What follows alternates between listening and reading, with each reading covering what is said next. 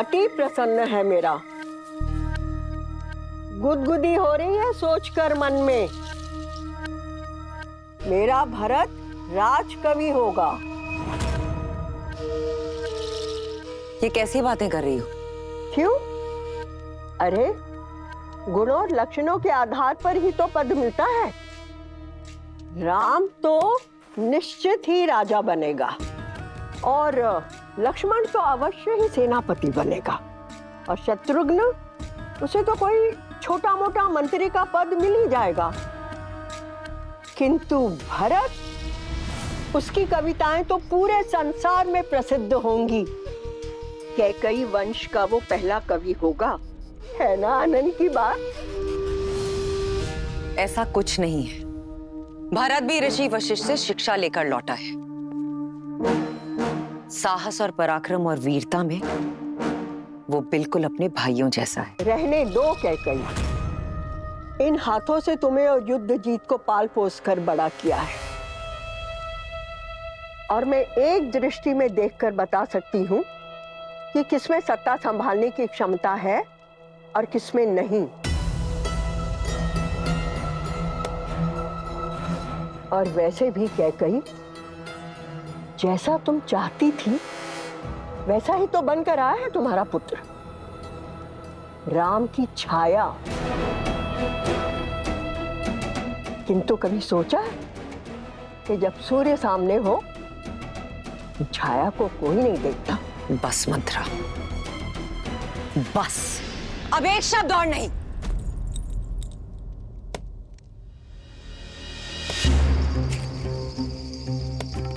बुरा क्यों लगा कैकई? तुम तो अवध की रानी हो, राम की माँ हो। मैं तो आज भी तुम्हारी दासी मंथरा हूं, तुम्हारी शुभ चिंतक। मंत्रा, अब एक शब्द और नहीं। निकलो यहां से, और एक काम करना, आज रात तुम बाहर ही सोना। जाओ यहां से। मैं चली जाऊंगी कैकई, मैं तो श्वान हूं, कुकर। मैं वहां आंगन में रहकर भी तुम्हारी रखवाली करूंगी कैकई। पर कब तक? मेरे बाप कौन तुम्हें संभालेगा? वो पुत्र जो राम की छाया बन गया है, या वो पति जो राम का दास है? मंत्रा, एक शब्द और नहीं। मंत्रा, निकलो अभी यहां से।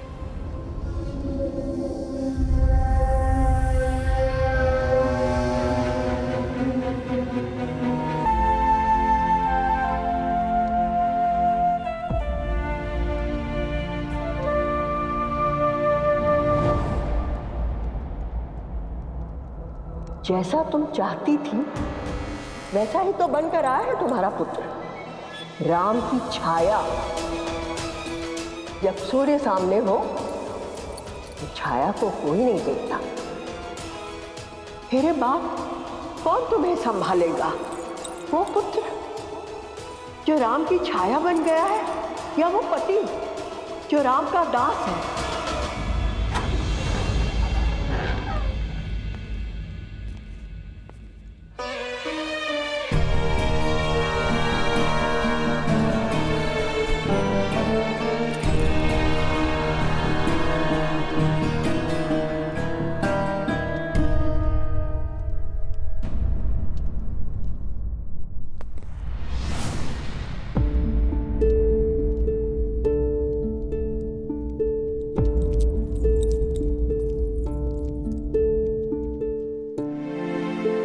ऐसा पहले भी हो चुका है, किंतु तब आपके पुत्र आपके पास नहीं थे। अब तो आपके पुत्र आ गए हैं, अब क्यों नहीं सोए? वर्षों से प्यासी इन आंखों को तृप्त कर रहा हूं कैकई। किंतु तुम क्यों नहीं सोई? क्योंकि आज भी इनके भविष्य के सपने मेरी आंखों में है। महाराज, चलिए ना, उपवन में चलते हैं, थोड़ा भ्रमण करते हैं। चलिए ना।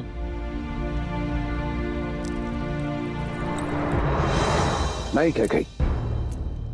मेरे पुत्र अभी अभी लौटे और तुम उन्हें मुझसे दूर भेजने की बात कर रही। मैं उन्हें कल भेजने की बात नहीं कर रही। 1-2 मास उनके स्नेह का आनंद उठाने के पश्चात हमें एक कठिन निर्णय लेना होगा महाराज। नहीं कह गई, ये वियोग मेरा हृदय तोड़ देगा। अयोध्या के सुयोग के लिए ये वियोग आवश्यक है महाराज। वो बरगद का पेड़ देख रहे हैं? आपने ही उसे उसके पिता की छाया से दूर किया था ताकि वो पनप सके, किंतु अन्य पौधों का क्या? आपने कदाचित नहीं देखा है, लेकिन मैंने एक बात का अनुभव किया है। संदेह नहीं कि राम एक दिन अयोध्या पर राज करेगा, किंतु तब उसे विश्वस्त और अनुभवी भाइयों की आवश्यकता होगी। इस वक्त अति आवश्यक है कि हमारे सारे पुत्र राजकाज, सैन्य संचालन सीखें। राजनीति भी यही कहती है कि साम्राज्य के सभी पुत्रों को एक साथ एक स्थान पर नहीं होना चाहिए। आप जानते हैं मैं अपने पुत्रों से अत्यधिक प्रेम करती हूं, इसलिए चाहती हूं कि आप राम को राजकाज सिखाएं। भरत को मेरे भाई युद्धजीत के पास भेज दिया जाए तक्षशिला अभियान के लिए, लक्ष्मण को करुपदा और शत्रुघ्न को मधुपुर विजय के लिए। कैकेयी, तुम अपने पुत्र भरत की बात करो। मैं अपने अन्य पुत्रों को अपने से दूर कहीं नहीं भेजूंगा।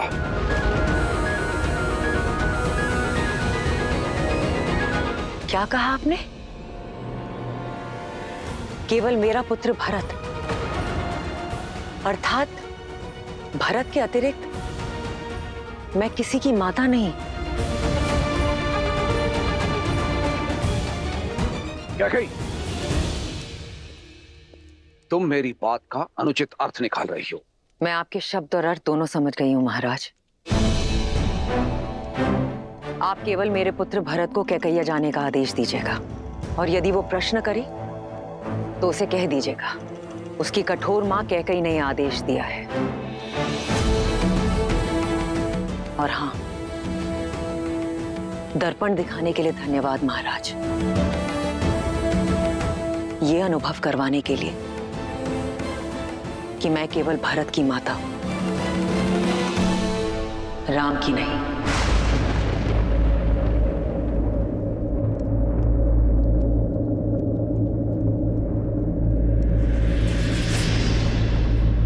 कैकेयी,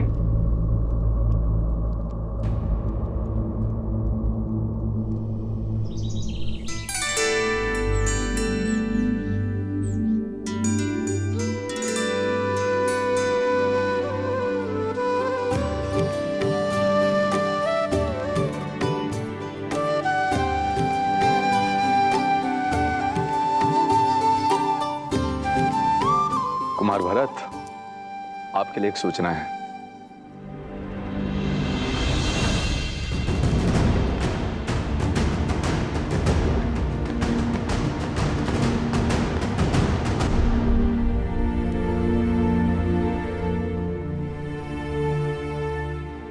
तुम भीतर आ सकते हो भरत। ये मैं क्या सुन रहा हूँ माँ? पिताश्री ने मुझे कैकैया भेजने का आदेश दिया है। ये तो बहुत अच्छी बात है। अपने नानाश्री और मामाश्री को मेरा प्रेम और प्रणाम देना। माँ, आप, पिताश्री ने कहा है कि ये सब आपकी इच्छा है। आप मुझे अयोध्या से दूर क्यों कर रही हैं माँ?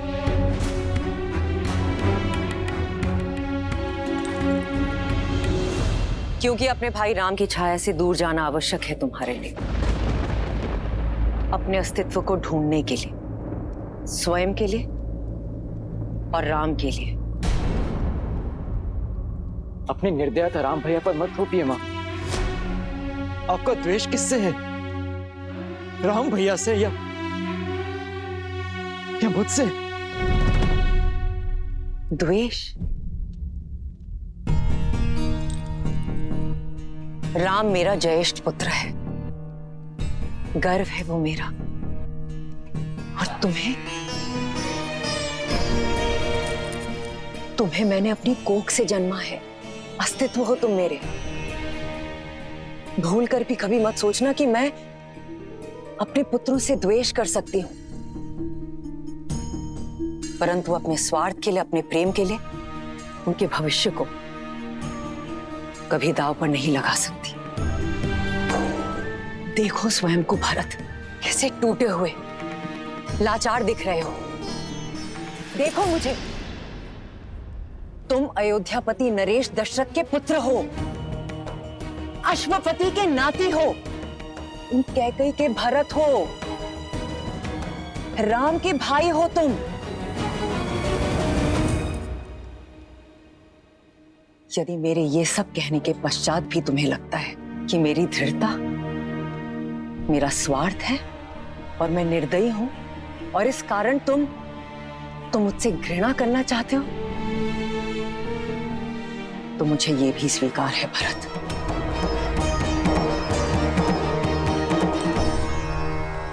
और यदि तुम ये मानते हो कि मैं अपने पुत्र राम से घृणा करती हूं, तो ये भी मान लो, किंतु मैं किसी मां,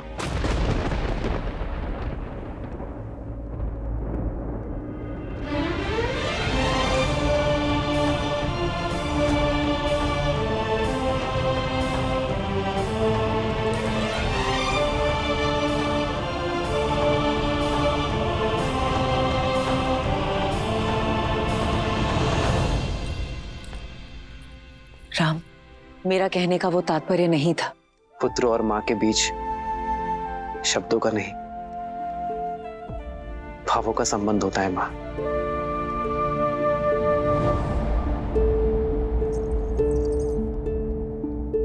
और ये बात मेरा भोला भरत भले ही ना समझे, पर मैं अच्छे से समझता हूं।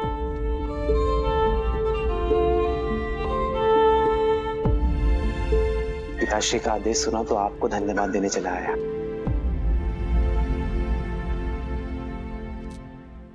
मां ने जो बात कही है वो मैं कब से अनुभव कर रहा हूं भरत, और तुम्हारा आत्मविश्वास बढ़ाने का प्रयास भी किया है मैंने, पर कभी सफल नहीं हो पाया। जानते हो क्यों? क्योंकि मैं भाई हूं। मां ने अपने बालक को मधु के भीतर लपेटकर कड़वी औषधि पिलाने की कला मुझ में नहीं है भरत। मां ठीक कहती है भरत, मुझे केवल एक सबल भाई की आवश्यकता नहीं है, अयोध्या को एक प्रबल सेनापति, एक प्रशासक की आवश्यकता है।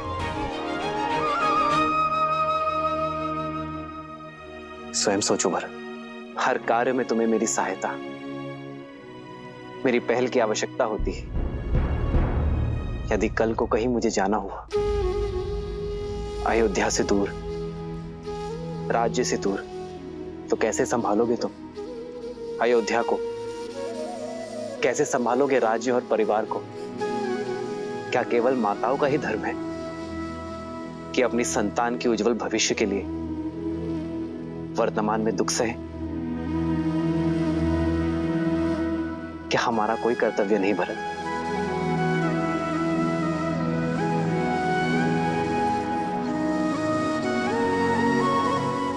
मेरी मां मुझसे कभी घृणा, कभी द्वेष कर ही नहीं सकती,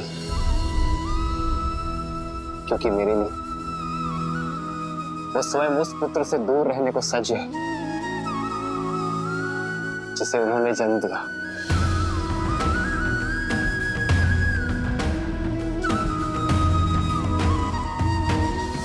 स्मरण रखना भरत,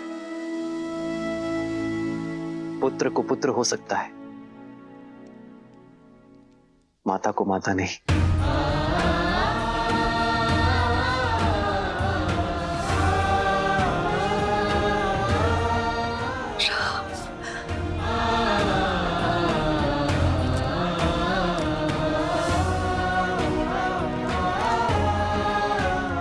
मुझे क्षमा करना मां। मैं जाने को सज्ज हूं।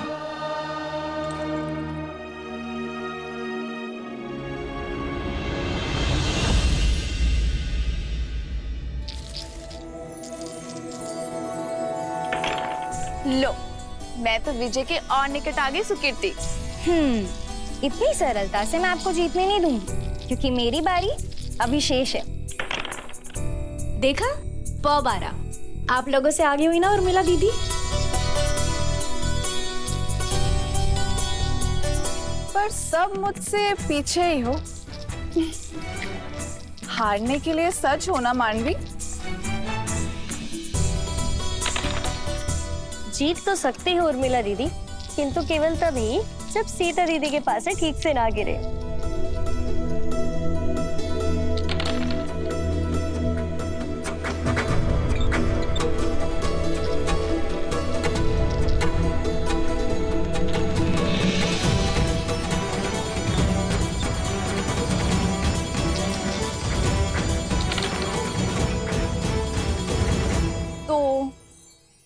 मैं तो हार गई और मैं जीत गई। देखा सीता दीदी, आप फिर से जानबूझ के हार गई ना। आप हमेशा यही करती है, गार की जैसी विदुषी को अपने ज्ञान से हरा देती हैं और अपनी बहनों के सामने हमेशा हार जाती हैं। क्योंकि तुम्हारी जीत मेरी जीत है, और अपनों से हारने में जो सुख मिलता है ना, वो 100 विजयों से भी अधिक है।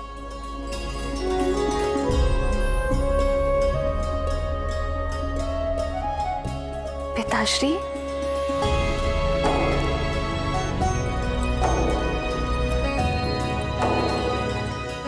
प्रणाम पिताश्री। दीर्घायु भव। मुझे सीता से कुछ एकांत में बात करनी है।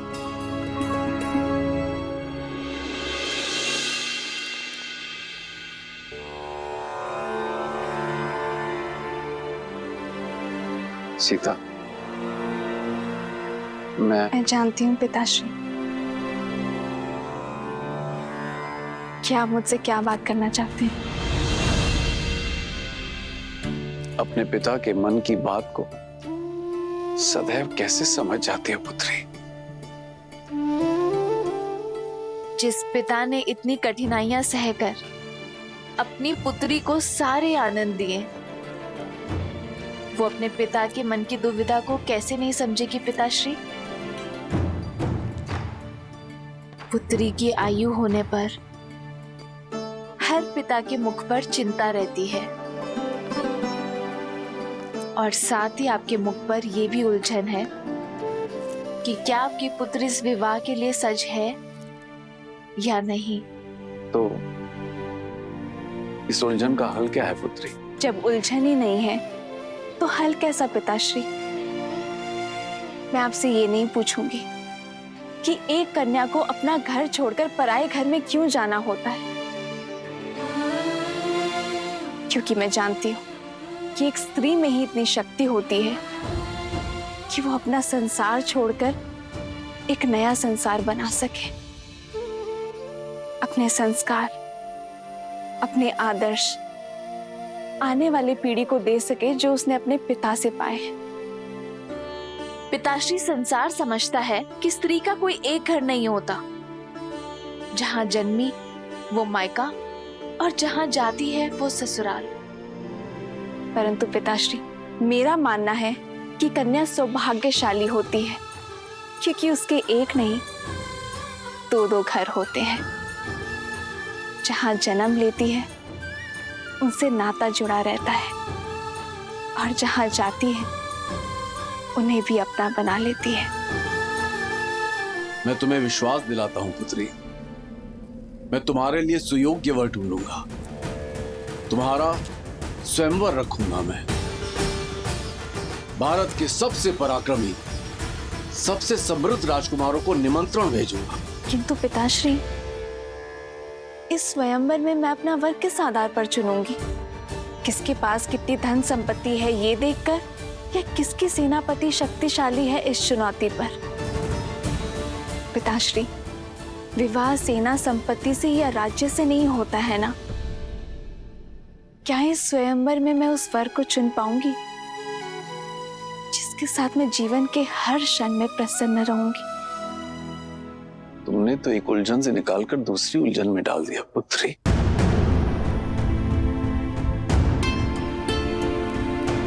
माता, कुछ अति महत्वपूर्ण होने वाला है। पिताश्री ने शीघ्र बुलाया है।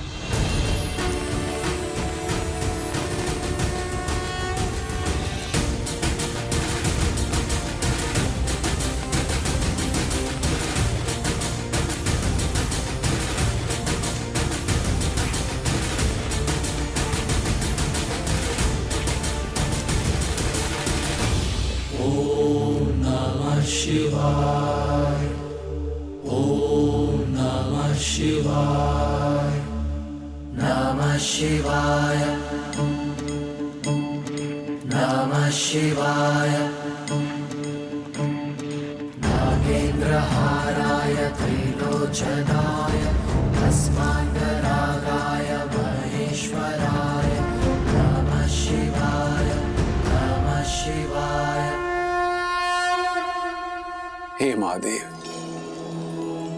मेरी पुत्री सीता को जैसा वर चाहिए केवल आप ही दे सकते हैं।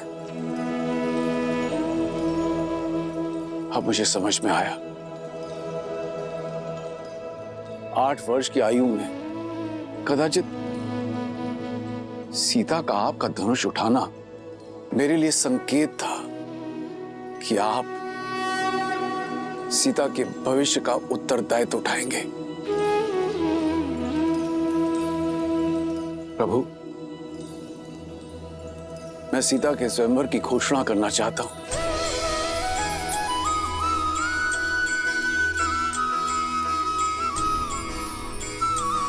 वर का चयन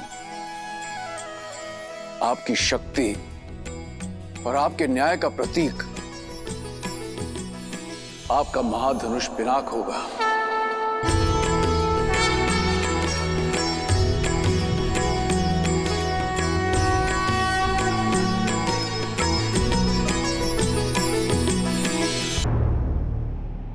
मैं अपनी पुत्री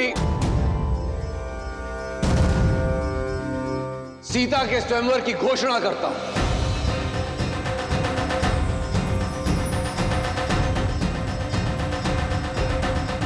जो व्यक्ति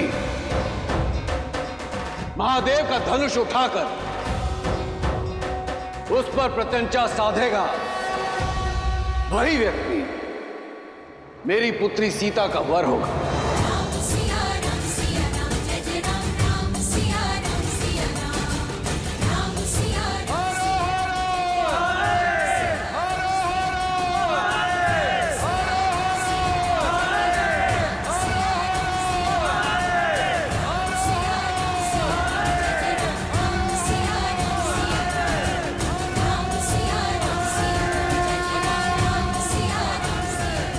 जनक ने सीता के लिए वर ढूंढने का उत्तरदायित्व आप पर छोड़ दिया है प्रभु।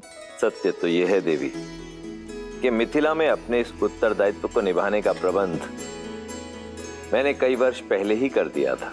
कैसे, बताइए ना, कैसे ढूंढेंगे जनक राम को? जो सच्चे मन से राम को खोजना चाहें, राम तो उन्हें मिल ही जाते हैं।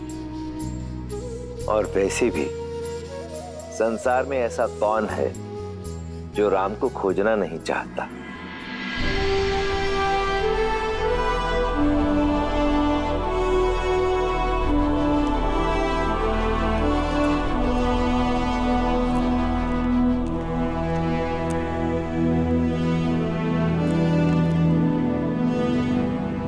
प्रणाम पिताश्री। आयुष्मान भव। मैं कल भोर होने पर कह जा रहा हूं पिताश्री। आपकी अनुमति लेने आया हूं।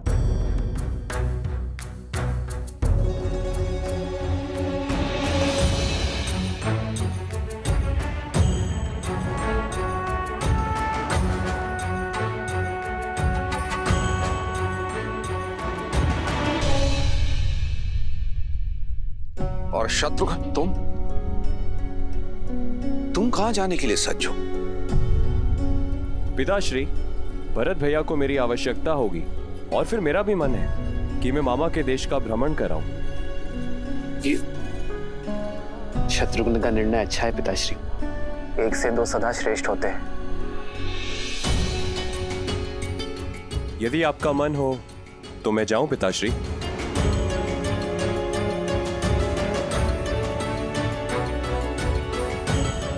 चिंता ना करें पिताश्री, मैं हूं ना आपके पास।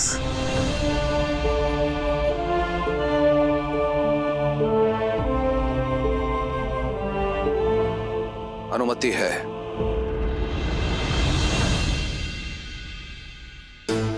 तुमने 2 अंधों के जीवन का सहारा छीना है।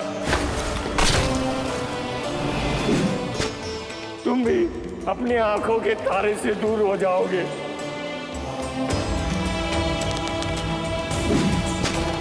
अपने धर्म रक्षक पुत्र के वियोग में तरस तरस कर मरोगे तुम।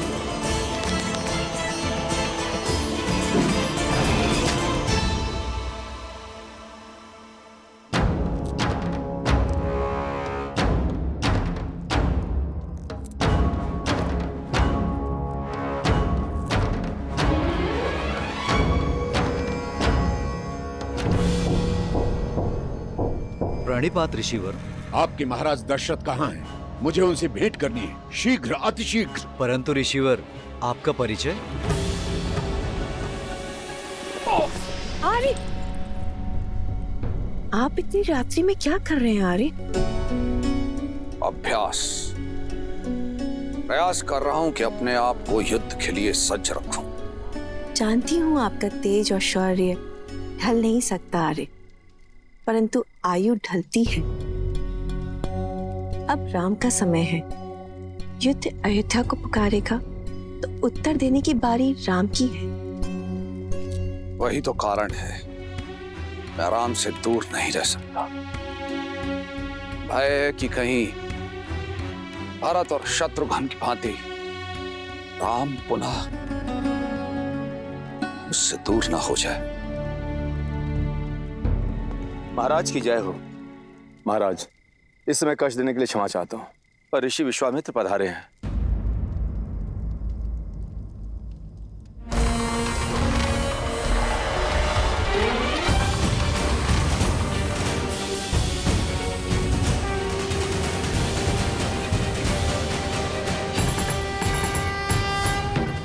अयोध्या की भूमि पर आपके चरण पड़े, अयोध्या धन्य हुई।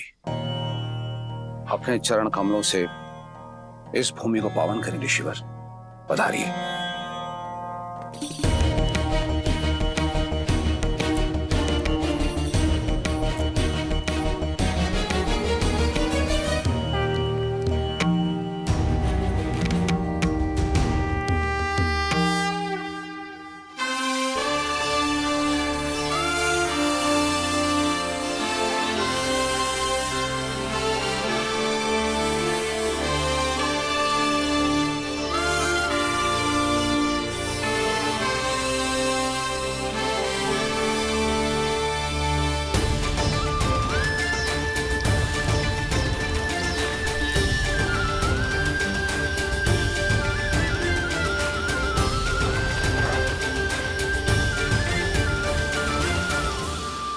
ऋषिवर, मेरा पुत्र अभी अभी शिक्षा प्राप्त करके लौटा है, इसे आशीर्वाद दें। राजन, किसी भी व्यक्ति को आशीर्वाद देने से पूर्व उस व्यक्ति की पात्रता की जांच की जाती है, और फिर मैं यहां देने नहीं, लेने आया हूं। आज्ञा ऋषिवर। मारीच और सुबाहु 2 राक्षस हैं जो निरंतर मेरे यज्ञ में बाधा डालते रहते हैं।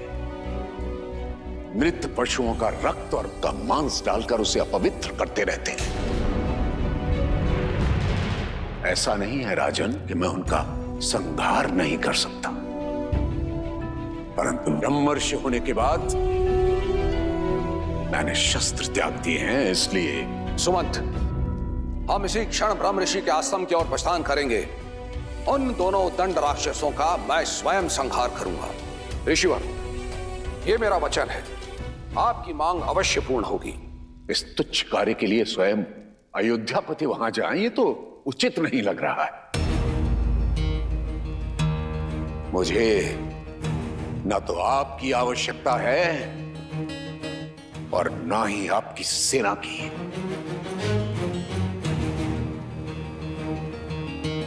तो ऋषिवर, मैं और क्या दे सकता हूं?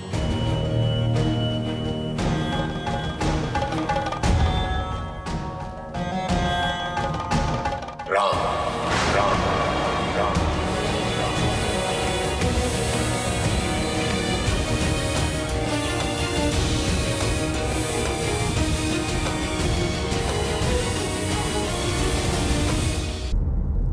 राजन, आप अपने पुत्र के लिए आशीर्वाद चाहते थे और मैं सहायता। आप राम मुझे दे दीजिए, दोनों की इच्छाओं की पूर्ति हो जाएगी। किंतु ऋषिवर, मेरा राम, वो तो बालक है अभी। तो यूं समझिए कि उस बालक के बड़े होने का समय आ गया।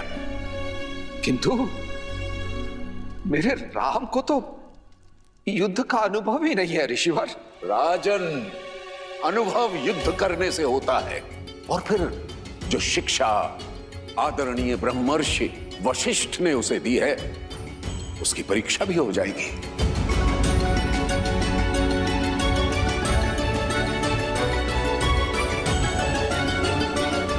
तो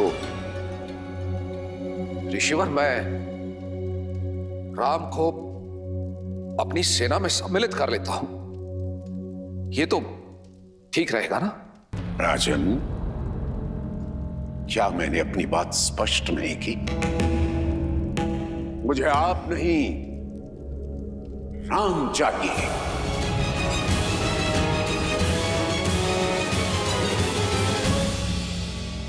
ऐसा अनर्थ न करे ऋषिवर। राम तो अभी अभी लौटा है। इसका वियोग मेरे प्राण हर लेगा ऋषिवर, मेरे प्राण हर लेगा। रघुकुल रीति सदा चले आई, प्राण जाए पर वचन न जाए। परंतु ऐसा प्रतीत होता है कि आप इन शब्दों को विस्मृत कर गए हैं राजन। प्राणों की इतनी ही चिंता है तो रघुकुल की वचनबद्धता का ढिंढोरा क्यों पीटते हैं अयोध्यापति? विश्वास नहीं होता कि आप महान राजा हरिश्चंद्र के वंशज हैं, जिसने अपना सब कुछ त्याग दिया था अपने शब्दों का मान रखने के लिए। पहली बार अयोध्या ने निराश किया।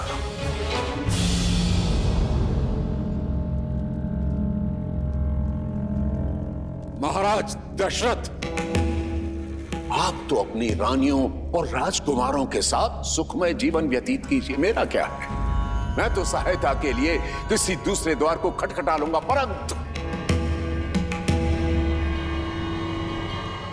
आज के बाद कभी मत कहिएगा प्राण जाए पर वचन न जाए। ऋषिवर, ठहरिए ब्रह्मर्षि।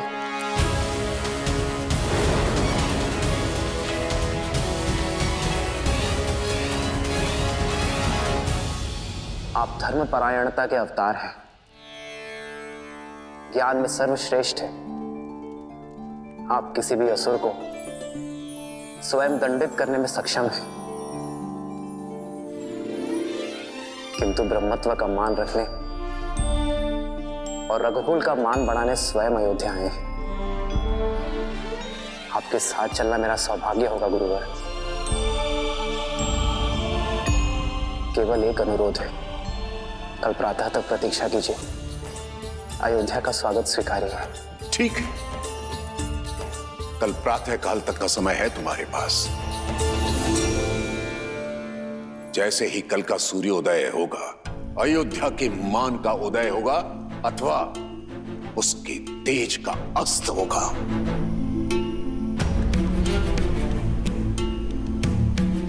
आचार्य, पिताश्री, पिताश्री,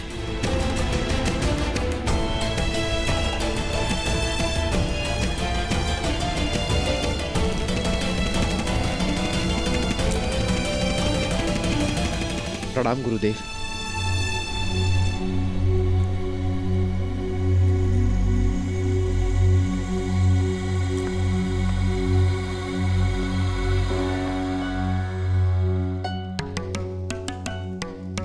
आपके यहां आने का कारण केवल यज्ञ की रक्षा करना नहीं था। इतना तो मैं समझ गया हूं ब्रह्मर्षि विश्वामित्र, आप राम को परखने आए हैं।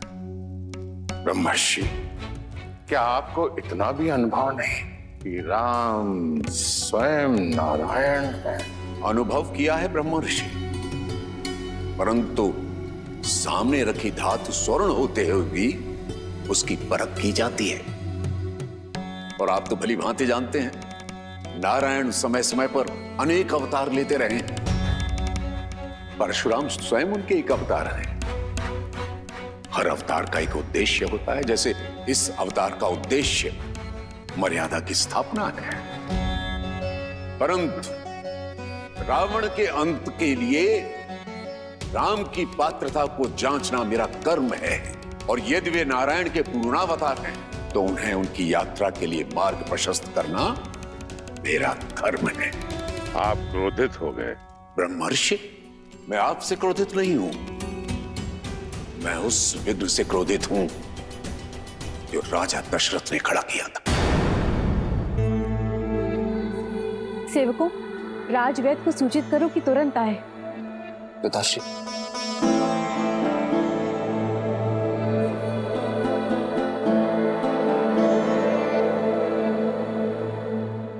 आपका स्वास्थ्य सदा ठीक रहता है पिताश्री।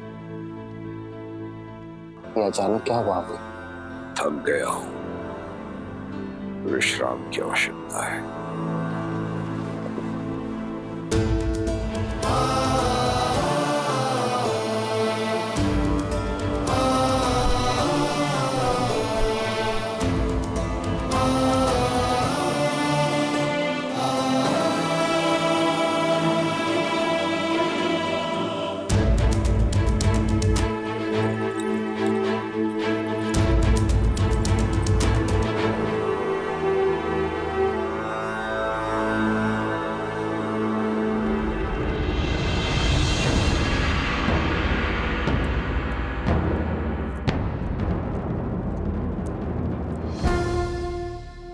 प्रणाम आचार्य।